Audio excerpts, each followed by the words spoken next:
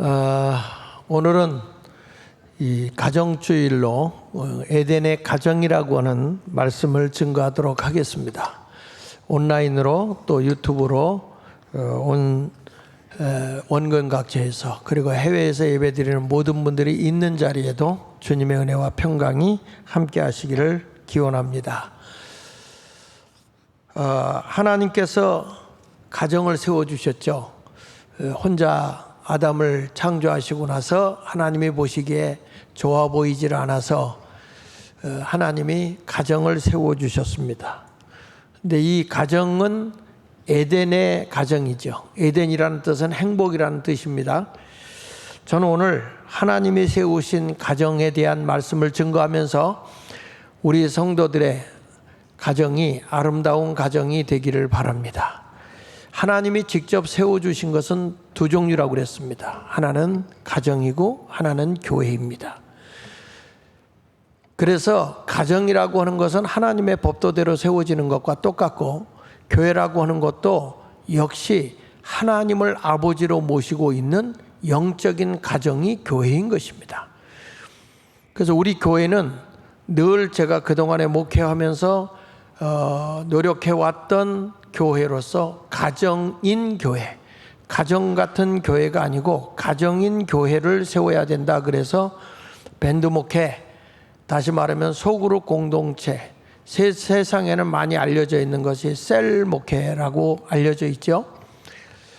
그런데 이 셀이라고 하는 것은 사실은 우리나라에 많은 부작용을 가지고 와서 제가 셀 목회 지침서의 그 원본책을 번역을 해서 내놓고, 우리가 했던 것은 영국이라고 하는 국가 전체를 변화시켰던 우리 요한 웨슬리 목사님에 의해 세워진 작은 공동체인 가정교회, 가정인 교회를 통해서 건강한 나라를 세우게 된 거잖아요. 그래서 거기에 맞춰서 제일 먼저 교회가 되려고 하면, 이 밴드라고 하는 것은 쉽게 말하면 묶는다는 의미인데, 뭘 묶느냐? 성숙한 장성한 두 사람이 모여서 가정을 이루잖아요. 그와 같이 그리스도인의 장성한 사람이 모이는 공동체가 밴드예요. 그게 묶이는 거예요. 그 사람들에 의해서 가정이 세워지는 걸 우리는 목장, 우리 감리교로 말하면 속회, 크레스 미팅이라고 그렇게 나와 있는 거예요. 근데 지금 보면 교회들마다 뭐가 없냐면, 가정이라고 하는 성숙한 사람이 없는 가정을 만들어 놓고, 여기가 가정이야, 이게 속회야, 이게 목장이야, 이렇게 하다 보니까 그냥 애들끼리 놀다 보니까 사고치고 아무 문제가 해결되지 못하는 거거든요. 그래서 제일 먼저 여러분의 가정이 에덴의 가정을 이루고, 하나님이 세워진 교회라고 하는 가정 공동체를 통해서 하나님이 세워진 천국의 나라가 세워져야 되는 거거든요. 그래서 오늘은 제가 가정에 대한 얘기를 하는데, 첫째로 에덴의 가정은 어떤 가정으로 하나님이 세웠느냐? 이 가정은 서로 돕는 자들이 서로 돕는 자들이 모여서 세워진 것이 가정이에요. 우리 하나님이 보세요. 창세기 2장 18절에 보면은, 여호와 하나님이 이르시되 사람이 혼자 사는 것이 좋지 아니하니 내가 그를 위하여 돕는 배필을 지으리라. 하나님이 혼자서 사는 것이 좋지 않아서 돕는 자를 세워주겠다. 그러니까 하나님의 뜻이 뭡니까? 돕는 자들로 모여있는 게 가정이에요.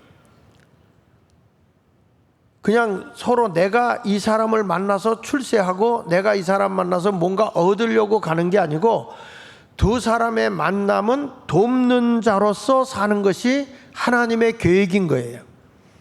그래서 작게는 여러분, 남녀가 모이고 자식을 낳아서 한 가정을 이끈 곳이 그게 가정이라고 얘기한다면, 좀 크게 가면 하나님 아버지가 영으로 자식을 낳았어요. 영접하는 자고 그 이름을 믿는 자들에게는 하나님의 자녀가 되는 권세를 주었기 때문에 영적으로 나아서 공동체를 형성하고 있는 가정이 교회인 거예요.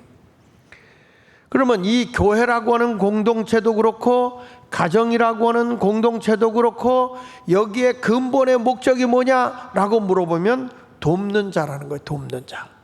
서로 간에, 부모와 자식 간에도, 자식과 부모 간에도, 성도와 성도 간에도, 새로운 성도들 간에도 서로 도와서 행복한 곳을 만들어가는 것이 그게 가정이 돼야 되는 거예요.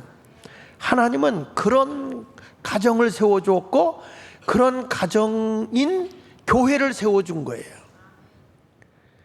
우리 교회는 보면은 우리가 이 공동체의 이 디렉터 되신 분들, 우리 장로님들이나 권사님들이 디렉터가 돼서 한 마을을 경영하고 있고, 그리고 목장에 가면 목자 되신 분들이, 준목자 되신 분들이 영혼을 돌보주고 있다고 하는 것은 하나의 교인 관리 쪽으로 가면 안 되고, 이 공동체가 왜 존재하느냐? 돕는 자로 존재한다. 이게 돕는 자. 우리가 이거를 시작할 때 어떤 일이 일어났냐면, 동네 아이를 출산했는데 장모님, 자기 어머니가 풍으로 쓰러져 계신 거예요. 그리고 시부모가 없어요. 남편은 가정이 어렵기 때문에 일을 나가야 돼요. 아이를 낳는데 돌봐줄 사람이 없어요. 그런데 우리 교회의 교인이 그 아이를 만나서 얘기를 하다 보니까 가정이 그렇다는 걸 알게 된 거예요. 자기 딸의 친구가 이제 그 엄마가 아기를 낳는데 이렇고 그러니까 우리 교인이 어떻게 했어요? 우리 교인이 아닙니다. 그 동네 그 사람 집을 찾아갔어요. 찾아가서 그 사람의 산바라지를 다 해줬어요. 여러분, 이게 교회인 거야. 서로 돕는 곳이 교회야. 이러한 모습으로 가지 않으면 이거는 가정이 아닌 거예요. 한국교회가 왜 병들었느냐? 대형화되어져 가지고 사람 많이 모이고 헌금 있고 큰 교회 목사가 되고 다 했는데 돕는 게 없는 거야. 어쩌다가 교회가 뭐 돈 많으니까 돈 한번 딱 기부해 보면 교회 역할을 다 한 줄 알고 있는데, 아까 우리 장로님이 기도하는 가운데 그런 기도했지만, 마을이 교회고 교회가 마을이라고 하는 것은 마을이 있어서 교회가 세워졌다면 교회가 이제 마을을 책임져야 되는 거다 이 말이에요. 그런 역할을 성도들이 해야 되는 거예요. 우리 교회 집사님이 지금 구청장님으로 지금 함께 예배에 참여했지만, 구청이라고 하는 것이 뭐냐, 이게 작게로 보면은 이게 하나의 가정인 거예요. 다 돌봐주는 거예요. 하나님의 사랑으로 하나하나를 돌봐줄 수 있는 그런 구정을 이루어 나가야 되는 거예요. 우리 심옥조 장로님의 그 집안이 교장이었어. 학교 교장. 근데 이분이 우리 교회에 왔다가 마을이 교회, 교회가 마을이라는 여기에 이분이 꽂혔어. 그래가지고 학교의 표를 어떻게 교훈을 어떻게 잡은지 아세요? 마을이 학교, 학교가 마을. 그렇게 교훈을 잡았어요. 아마 우리 심장로님의 동서일 거예요. 그런데 그래가지고 그 학교가 마을을 섬기고 마을과 학교가 함께 움직이는 일을 했다고. 그러니까 그 동네가 굉장히 모범적인 학교가 된 거예요. 우리 교회가 여기 있어서 우리 교회만 있어 갖고 됩니까? 우리가 왜 꿈을 먹고 살지요라든지 동네의 여러 가지 일들을 우리가 왜 해줍니까? 어려운 사람들 왜 돌봐줍니까? 청년들이 돈을 모아가지고 왜 겨울 되면 노인네들 혼자 사는 사람들 문풍지 하는 거 있잖아. 문풍지도 해줬고, 그리고 노인들이 아까워서 전기세를 못 내서 노인 혼자 사는 집을 돌아다니다 보니까 얼어 죽어가고 있는 걸 발견한 거예요, 우리 청년이. 그래가지고 거기 가서 우리가 전기세를 다 낼 테니 전기 마음 놓고 사세요. 이 일을 했던 게 예수마을교회라고요. 좀 더 크게 나가면 국가가 잘못 갈 때는 교회가 진리로 바로 세워야 되는 거예요. 그러니까 돕는 자로서 존재하는 거죠. 그러니까 하나님의 뜻을 따라가는 교회는 어떻게 사는 거냐?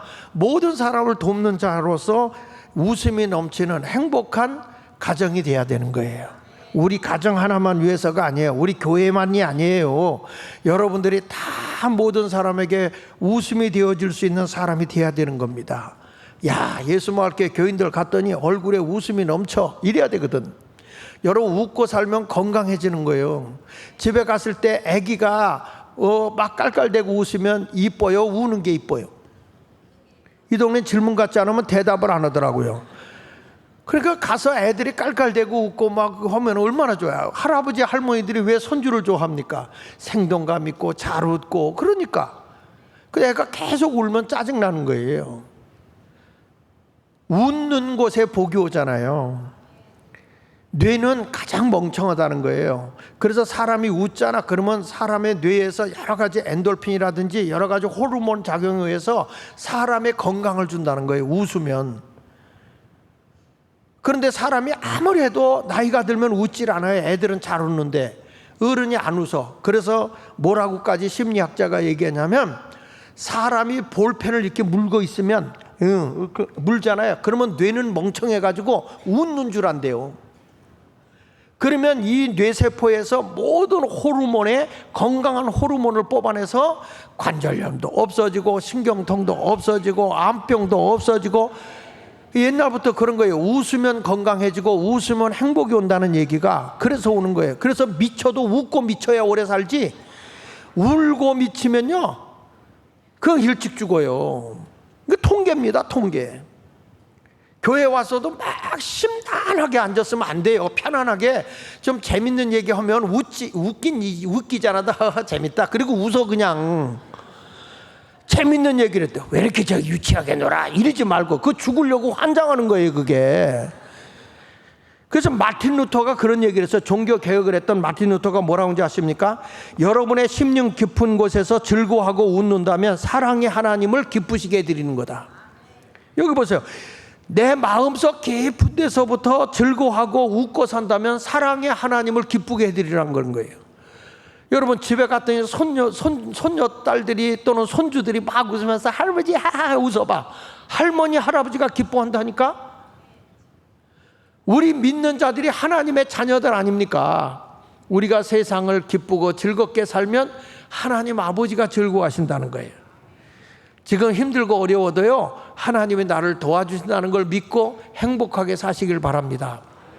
누가복음 6장 21절에 뭐라고 그랬어요? 지금 줄이는 자는 복이 있나니 너희가 배부를 것이다. 지금 너희가 줄이고 살아도 하나님의 뜻대로 살기 위해서 힘든 일이 있다 할지라도 나중에 주님을 위해 살아가게 되면 배부러질 것이고 지금 내가 바르게 살지 못하는 걸 안타까우며 우는 자는 복이 있다. 나중에는 결국에 너희가 웃게 된다. 여러분 주님 뜻대로 살기 위해서 힘들고 어려운 일이 생긴다 할지라도 끝까지 그 길을 걸어가라는 거예요. 결과는 승리한다고 일러주고 있습니다. 사도 바울은요 복음을 전하다가 쇠사슬에 묶고 감옥에 갇혀 있었어요. 그래도 그는 항상 세상 사람들을 향해서 외친 게 뭔지 아십니까? 자기 몸이 그렇게 예수 때문에 핍박을 당하고 환난을 당했는데 항상 기뻐하라고 가르칩니다. 빌립보서 4장 4절에 보면 주 안에서 항상 기뻐해라. 내가 다시 말하노니 기뻐해라. 기쁘게 살라는 거예요. 레슬리 헤더웨드라는 사람은 이런 얘기를 했어요. 뭐라고 얘기냐면 기쁨의 반대는 슬픔이 아니다. 뭐냐? 불신앙이다. 기뻐하지 않는 거는 불신앙이라는 거예요. 예배당에 올 때 여러분 기쁨으로 와야 돼. 오늘 또 가면 목사가 무슨 얘기할지 몰라. 이러고 오면 그건 불신앙이에요. 불신앙. 어떤 말씀이더라 할렐루야. 그리고 음식을 줘도 음식이 짜면 짠맛에 먹는 거고 싱거우면 싱거운 맛에 먹는 거고 야 맛있다. 이게 뭐 맛있어? 싱겁잖아. 짜잖아. 맛은 있잖아. 그러면서 행복하게 살라는 거예요. 성경은요 진짜 신앙이 뭐냐? 어떤 환경에서도 자족하고 기뻐하고 살아가는 것입니다. 하박국 선지자는요 환경을 뛰어넘는 신앙을 가졌어. 처음에는 하박국이 막 원망과 불평을 합니다. 왜 이 나라에 이런 재앙이 오고 어려움이 오는가? 힘든 일이 오는가? 우리가 하나님을 믿고 하나님을 섬기는데 왜 이런 어려움이 오는가? 그런 얘기를 하다가 뒤늦게 깨달아요. 여기에 하나님의 계획이 있는 걸 알았어요. 그래서 이스라엘 백성을 회개시키려고는 하나님의 뜻이 있구나 하는 걸 알고 그가 크게 기뻐해요. 그게 하박국서 3장 17절로 18절이야. 하나님이 이스라엘 백성이 하도 죄를 범하니까 소득이 없어 흉년이 들어서 살기가 어려운 거예요. 하나님을 믿는 이 나라 이 백성이 왜 이런 어려움이 옵니까? 하고 원망한 거예요. 그래서 이런 말 하죠. 비록 무화과 나무가 무성하지 못하며 포도나무에 열매가 없으며 감람나무에 소출이 없으며 밭에 먹을 것이 없으며 우리의 양이 없으면 외양간에 소가 없을지라도 아무것도 없다는 거예요. 재난으로 인해서. 그런데 나는 여호와로 말미암아 즐거워하며 나의 구원의 하나님으로 말미암아 기뻐하리로다. 왜 그래요? 하나님의 계획이 있더라는 거야. 그래서 나는 기뻐한다는 거예요. 저희는 지금 나라에 돌아가는 걸 보면서 제가 지난 금요 심야기도 때 그런 얘기를 했습니다. 지금의 대한민국은 마치 노아의 홍수 시대 때와 같이 죄악이 대한민국에 가득 찼다. 창세기 6장 5절에 있는 말씀과 같이 죄악이 가득해요. 하나님의 심판을 얘기하고 하나님의 계획을 얘기해도 듣지를 않아. 나는 대한민국의 위기를 앞에 두고 있고 사상적으로 굉장히 어려움에 처하게 되었다는 이야기를 계속해서 얘기를 해요. 제가 연구하고 찾아보고 모든 근거를 보게 되면 대한민국이라는 나라가 사상적으로 굉장히 위기에 와 있다는 것이 보여요. 이걸 목사의 양심으로 선포하고 알려줘도 이미 죄악으로 우리 대한민국은 덮여져 있어요. 듣지 않습니다. 오히려 날더러 정치한다고 외칩니다.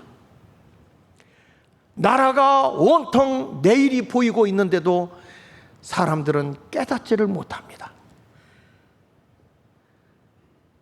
이럴 때 하나님은 어쩔 수 없습니다. 깨워줘도 듣지 못하고 사람들의 계획이 오히려 더 악하게 나가고 있습니다. 대한민국의 상권 분립이 다 무너지고 대한민국의 자유민주주의가 완전히 지금 무너지기 직전까지 와 있습니다. 입법부의 독재로 이제는 사법부의 권한도 다 무너졌습니다. 행정부도 마비됐습니다. 입법부의 독재만 살아 있습니다. 여기에 행정부까지 장악해버린다면 대한민국은 끝이다. 제가 이런 얘기를 해도 못 알아듣습니다. 왜 목사가 저런 얘기를 하냐고 외칩니다. 아니, 우리 교인은 지난주에 내가 설교한 걸 가지고 선거관리위원회 고발까지 했습니다. 여러분, 그런 것에 대해서 제가 무서워하지 않아요. 두려워하지 않아요. 왜 그렇습니까? 내일이 보이기 때문입니다.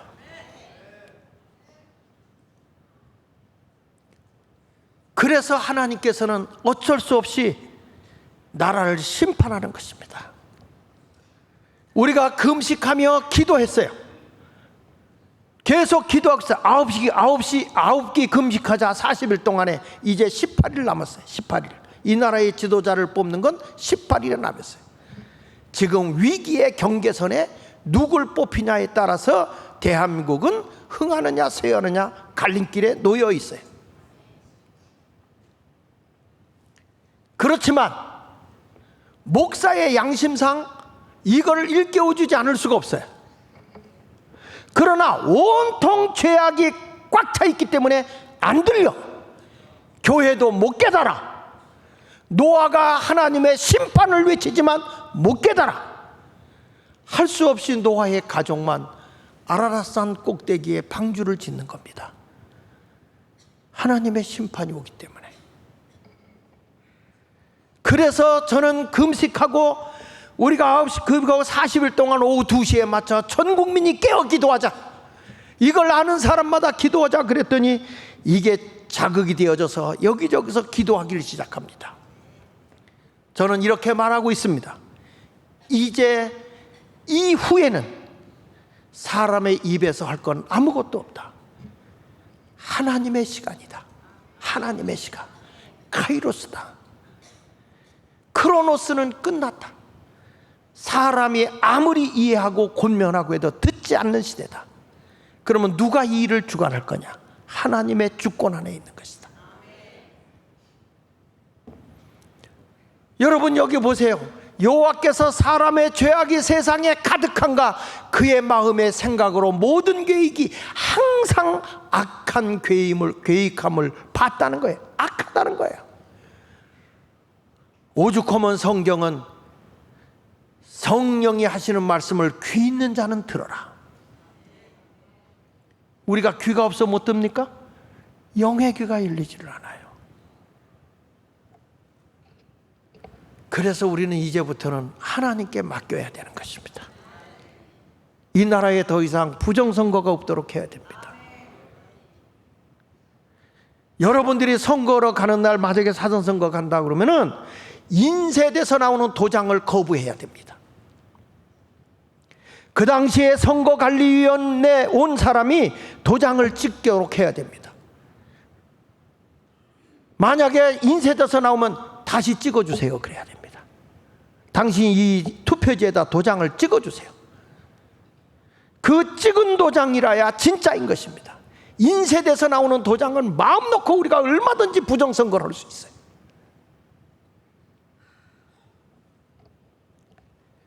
국민을 깨우는 일을 해야지 어떡합니까? 들을 귀 있는 자는 들어야 될 거 아닙니까? 왜 이렇게 합니까? 하나님의 행복이 여러분의 가정에, 우리의 자손들에게, 우리 대한민국에 임하게 하기 위해서인 것입니다. 참된 신앙은요, 하나님이 우리를 다스리고 주관하고 인도하심을 믿고 기뻐하며 웃음으로 나가는 것입니다. 인간의 지나친 아무 욕심도 없는 자기 중심으로 가려고 하기 때문에 문제가 생기는 거예요. 옛날에 그 알라딘 램프 이야기 있잖아요. 그 램프를, 마술 램프를 줬어요. 거기를 쓰다듬었더니 그 안에서 거인이 탁 나와서, 알라딘 램프에서 나온 거인이, 주인님 소원 한 가지를 들어드리겠습니다. 소원 한 가지를 들어드리겠습니다. 근데 이 사람은 소원이 많은 거예요. 돈도 있어야 되겠고, 여자도 있어야 되겠고, 그 여자와 결혼도 해야 되겠고. 그런데 한 가지만 하라고 그러니까 이 사람이 한 번에 한 가지를 얘기한 거예요. 돈, 여자, 결혼, 이 세 가지를 구한 거예요. 그래서 이 사람이 그걸 한 번에 얻기 위해서 빨리 한 거죠. 돈, 여자, 결혼, 그런 거예요. 그래서 돈, 여자와 결혼을 했다는 거예요. 네. 여러분, 사람의 욕심은요, 결국에 행복을 갖다 주는 게 아니야, 불행을 갖다 주는 거란 말이야. 이런 모든 것을 보면서 우리의 만남이 이제부터는 뭘로 되느냐? 우리 가정에 하나님이 두 사람이 서로 만난 것, 우리 자녀를 만난 것, 뭘 위해서? 돕는 자로 만나 주신 거잖아요. 그러니까 여러분, 우리가 살아가면서 우리는 이렇게 만난 건 서로 이제 어떤 사람으로 살아야 될 거냐, 이제부터는 돕는 자로 내가 살아야 되겠다, 그러면서 늘 저분은 나를 돕는 자고 나는 저분을 돕는 자고, 이걸 생각할 때마다 서로 기뻐하고 즐겁게 살아야 할 줄로 믿습니다. 잠언 15장 15절에 보니까 고난받는 자는 그날이 다 험악하나 마음이 즐거운 자는 항상 잔치하느니라 그랬거든요. 우리가 어떤 사람을 만나도 그 사람을 이렇게 내치려고 하지 말고, 경계하고 몰아내지 말고, 이분을 하나님이 나에게 이끌어다 준 거는 돕는 자로 보내줬구나. 우리 예수마을교회 한 공동체 안에 들어갔을 때는 누구를 해하려고 하는 자들이 아니라 돕는 자로서 오는 거다. 이게 돕는 자로서. 이것이 하나님이 세워주신 이 영적인 가정이고, 그리고 여러분들이 살고 있는 삶의 가정이라고 하는 것도, 부부가 만나고 또 부부를 통해서 자녀가 태어나고, 이런 자들은 서로가 미래를 향해 돕는 자들로 하나님이 가정을 세워준 걸 생각하고 서로 만날 때마다 감사하며 생활할 수 있기를 축원합니다. 그러니까 여러분들이 감사하십시오. 이분은 돕는 자로 나를 만나게 해주셨구나. 따라합시다. 돕는 자로 만남을 허락해 주셨다.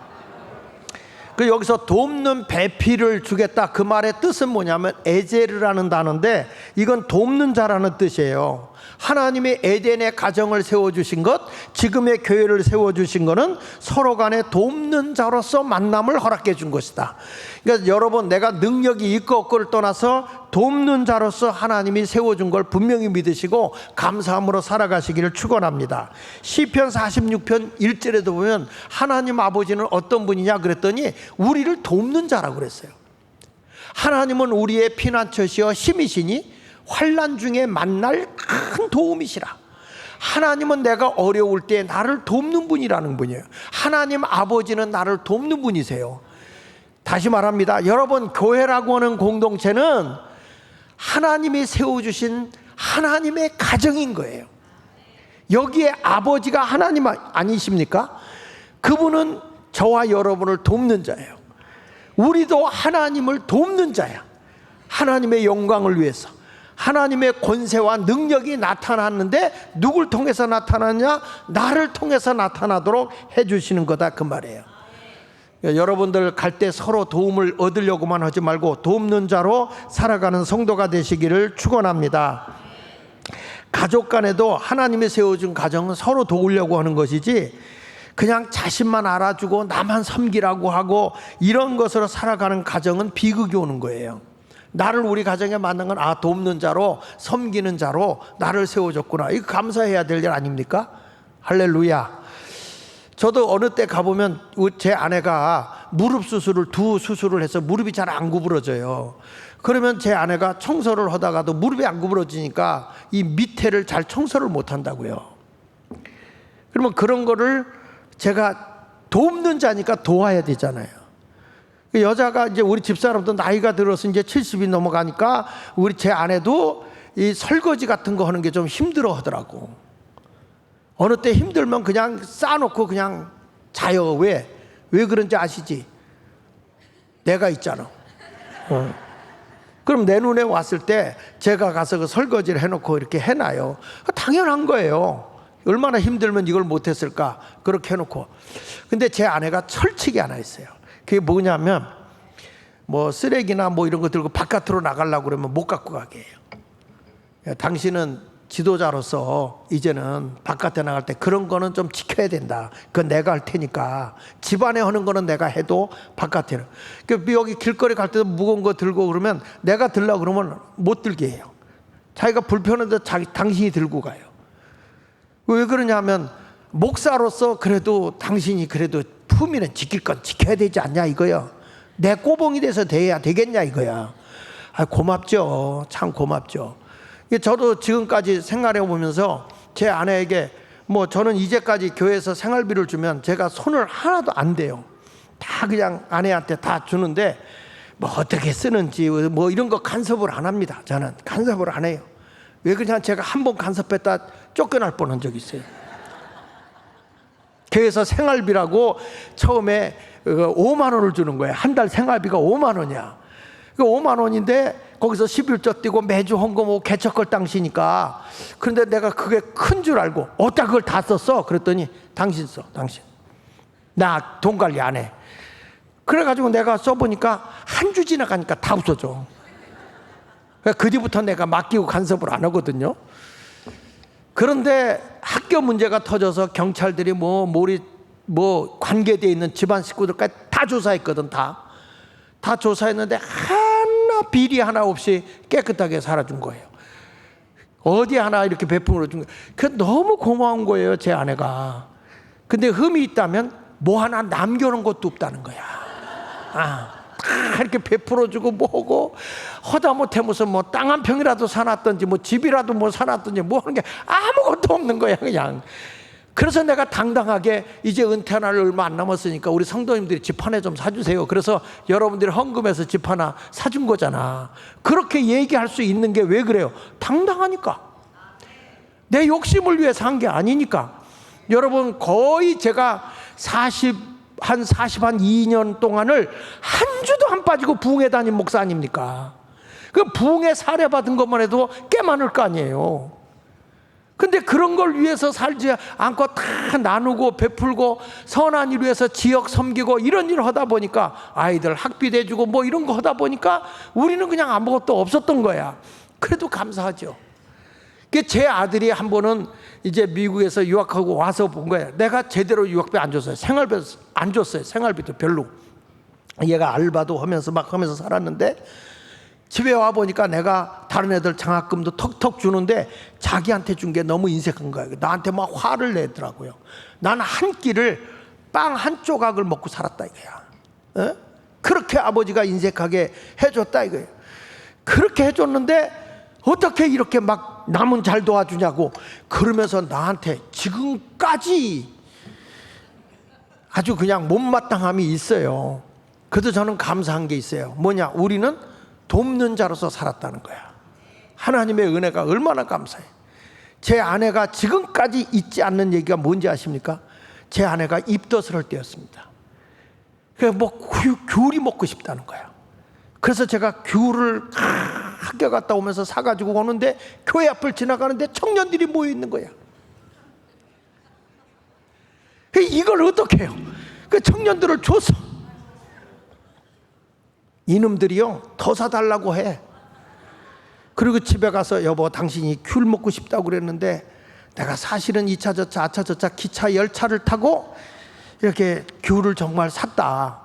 근데 오다 보니까 청년들이더라고. 얘기는 하지 않을 걸. 그 얘기를 해줬는데 지금까지 그 얘기합니다. 당신 같은 사람은 내가 입덧을 해도 귤 하나. 그런데 나흘 달에 누가 귤 한 박스를 사줬어. 하도 귤 하니까 귤 한 박스를 사줬더니요 아무도 안 주고 혼자 귤 한 박스를 다 먹어. 병원에 가서 애를 낳는데 애가 노랗게 나온 거예요.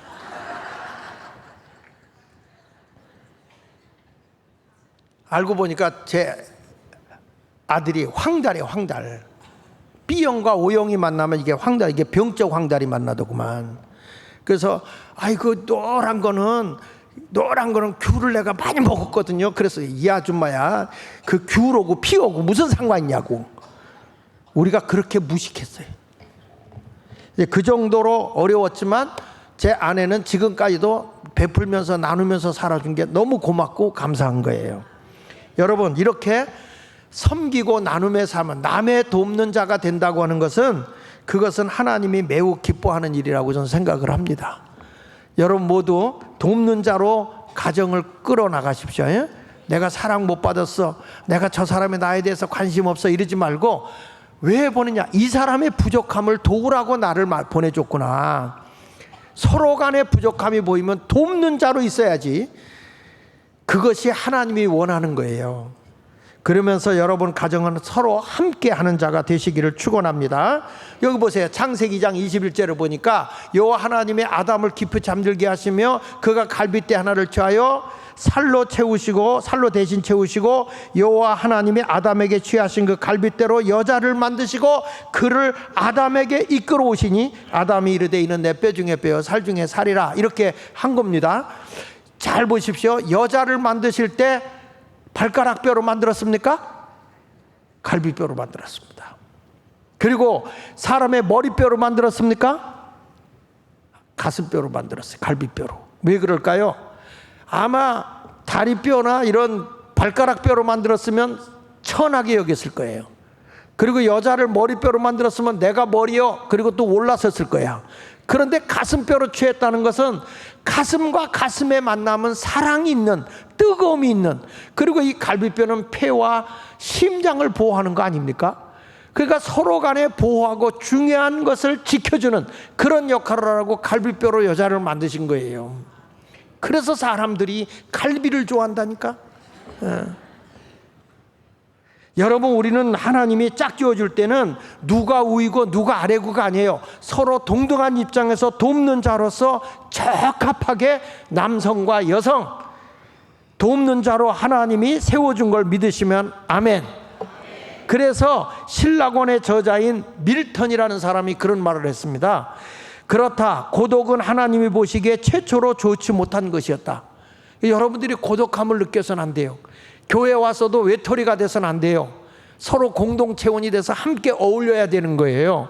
가정에서도 누구 하나 외로운 사람을 만들어서는 안 돼요. 서로가 관심을 가지고 서로 도와주는 그런 아름다운 삶을 살아가야 할 줄로 분명히 믿습니다.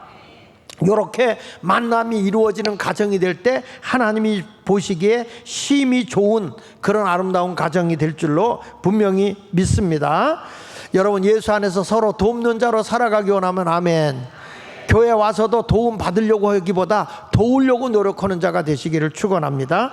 그리고 두 번째 가서 이 에덴의 가정은 어떤 가정인가 봤더니 하나 되는 삶이에요. 따라합시다. 하나 되는 삶. 여기 보세요. 창세기 2장 24절 25절을 보니까 이러므로 남자가 부모를 떠나, 잘 봐요, 여자가 떠나는 게 아니요, 남자가 부모를 떠나. 그래서 여자들은요 다 뒤로 친정부모 챙겨요. 여자는 떠나라는 말 한 게 없어. 남자가 부모를 떠나 그 아내와 합하여 둘이 한 몸을 이룰지니라. 그래서 남자들이 잘 알아. 또 이 얘기 듣고 또 오늘부터 오늘 목사님 설교 들었어. 아니 뭐 어버이 주일날 내가 지난 주에는 내가 그 노래를 안 불렀습니다. 왜 뭐냐면 나실제 괴로움 다이지 그걸 꼭 불렀거든. 제가 어버이 주일날 그거 부르면 꼭 우는 사람이 나와요.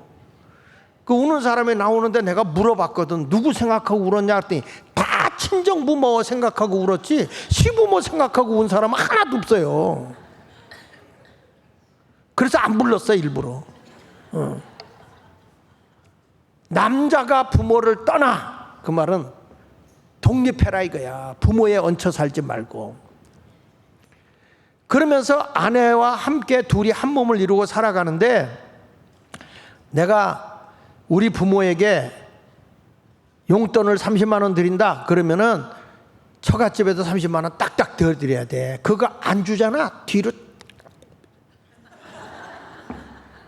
그러니까 동등하게 이런 일을 하면서 하는 거예요. 그러니까 이게 뭐냐면, 가정은 서로가 이렇게 뭐 네 가정이 옳으니 내 가정이 옳으니 이거 하지 마세요. 당신 내 가정은 천민 가정이야 뭐 이렇게 무시하지 마라. 설사 아내의 가정이 가난하게 산다고 해서 그걸 무시해서도 안 돼요. 또 남자의 가정이 어려운 가정이라고 그래서 또 여자가 그 남자를 무시해서는 안 돼요. 둘이 다 한 몸이로서 돕는 자로 살아가는 거잖아요. 아니 손가락 하나가 아파도 온몸이 고통을 느끼는 거 아닙니까? 여러분 발가락 하나가 한번 골마 보세요. 걸음 걷는데 절뚝절뚝 되는 겁니다. 그게 힘든 겁니다. 보잘것없는 것 같아도 다 한 지체인 거예요. 서로 도와가며 사랑해야 될 줄로 믿습니다. 그래서 여기 보면 내 고집대로 살지 말고 이렇게 말하잖아요. 부부간에 살아도 양가가 살아도 부끄러움이 없어야 돼요. 떳떳하게 살아야 되는 거야. 여기 보세요. 창세기 2장 25절에 보면요, 아담과 그 아내 두 사람이 벌거벗었으나 뭐라고 그랬죠? 부끄러우지 않았어요. 부끄러울 게 없어야 돼요. 당당해야 되는 거예요. 내가 내 아내에 대해서 얘기할 때도 아내도 저에 대해서 부끄러울 게 없고 나도 부끄러울 것이 없어야 돼요. 어느 때 가서 내가 얘기하면 아빠는 그런 얘기를 강단에서 뭘 그런 얘기해, 창피하게. 이거는 뭔가를 감춤이 있는 거야. 다 벗어도 부끄러울 게 없어야 되는 거야. 이게 부부관계 아닙니까? 이게 가족관계 아닙니까? 할렐루야. 처음에는 좀 서운한 게 있을 수 있어요. 내가 늘 가서 그런 얘기를 하거든.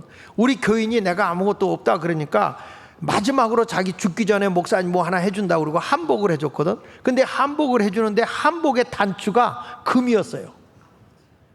그게 한 양이야, 한 양. 그게 적은 돈이 아니야. 지금으로 말하면 500~600만 원이야. 한 양이니까. 그 목사가요, 교회도 그때 개척하는 교회였으니까 한 양이면 적은 돈 게 아니잖아. 큰 거잖아. 부자 된 기분이더라니까. 그런데 어느 날 딱 보니까 한복은 있는데 단추가 없어졌어. 단추가 금 한 양이냐 없어졌어. 그래서 제가 제 아내한테 어디 갔냐 이거 그랬더니, 우리를 영적으로 키워주고 우리 가정을 그렇게 돌봐준 목사님, 아버지 목사님에게 드릴 게 없어서 이거 드렸다 이거야. 그러면 그건 내 거잖아. 내 거를 해준 걸 왜 그걸 그렇게 하냐 그랬더니, 그거 거기다 그 달아놔야 무슨 소용이 있냐는 거야. 가지고 그때 둘이 좀 언쟁이 있었어요. 지나고 보니까 그 마음을 이해하겠더라고요. 아버지에게 뭔가를 드리고 싶은데, 영적인 아버지에게 드리고 싶은데 아무것도 없으니까 이거라도 드리고 싶다. 그래서 지금 이해했어요. 근데 여러분, 놀라지 마세요. 한복은 있는데 단추가 아직 없어요.